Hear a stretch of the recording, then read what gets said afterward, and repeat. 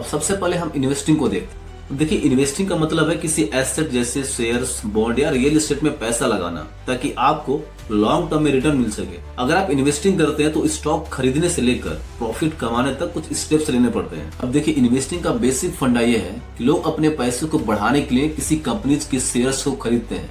अब किसी कंपनी के शेयर्स को खरीद लेना ये पैसे कमाने के लिए काफी नहीं है। सबसे पहले जरूरी है फंडामेंटल रिसर्च करना।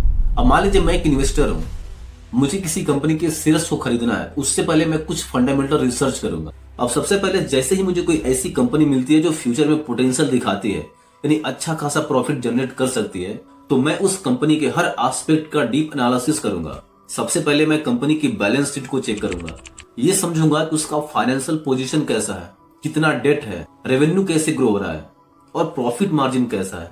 उसके बाद मैं उस कंपनी के मार्केट पोजीशन को देखूंगा कि क्या कंपनी का कोई यूनिक प्रोडक्ट है या कॉम्पिटिटिव एडवांटेज है जो उसे मार्केट में आगे रखता है। अब ये सब कुछ रिसर्च करने के बाद मैं ये इवेल्युएट करूंगा कि क्या कंपनी के शेयर्स इतने स्ट्रांग हैं कि उनमें पैसा लगाया जा सके, क्या फ्यूचर में कंपनी का डाउनफॉल तो नहीं हो जाएगा। फॉर एग्जाम्पल, मान लीजिए आपने एक इलेक्ट्रॉनिक्स कंपनी के शेयर्स खरीदे हैं जो नए और एडवांस गैजेट्स बनाती है। अगर वो कंपनी अपनी प्रोडक्शन कैपेसिटी बढ़ाकर ज्यादा गैजेट्स बना पाती तो उसकी सेल्स और प्रॉफिट दोनों बढ़ेंगे।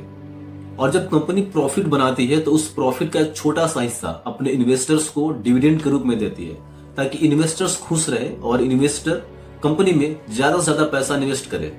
अब देखिए, डिविडेंड बेसिकली कंपनी का एक तरीका होता है अपने इन्वेस्टर्स को खुश रखने, यानी आपको दो तरीके से फायदा होता है। एक तो आपके शेयर्स का वैल्यू बढ़ता है, यानी कि लॉन्ग टर्म प्रॉफिट होता है आपको, और दूसरा आपको बीच बीच में डिविडेंड के फॉर्म में इनकम मिलती रहती है जो एक पैसिव इनकम का सोर्स बन जाता है। अब बहुत सारे लोग सिर्फ डिविडेंड के रूप में लाखों रुपए कमाते हैं और उसी पैसे को दोबारा कंपनियों में इन्वेस्ट करते हैं। फॉर एग्जाम्पल, अब रिलायंस जैसी कंपनीज जो कंसिस्टेंटली ग्रो करती है वो अपने इन्वेस्टर्स को हर साल अच्छा खासा डिविडेंड देती है। अगर आपने 10 साल पहले रिलायंस के शेयर्स खरीदे होते तो आज आपको दो तरीके से प्रॉफिट होता। एक तो शेयर्स का वैल्यू बहुत ज्यादा बढ़ गया होता और दूसरा आपको हर साल एक डिविडेंड से लाखों रुपीस की इनकम होती। तो इन्वेस्टिंग का असली फायदा यह है कि आप सिर्फ लॉन्ग टर्म प्रॉफिट के लिए इन्वेस्ट नहीं करते हैं, बीच बीच में कंपनी से आपको डिविडेंड के फॉर्म में एक एक्स्ट्रा इनकम मिलती रहती है जो एक स्मार्ट और सस्टेनेबल इन्वेस्टिंग का तरीका होता है। इन्वेस्टर या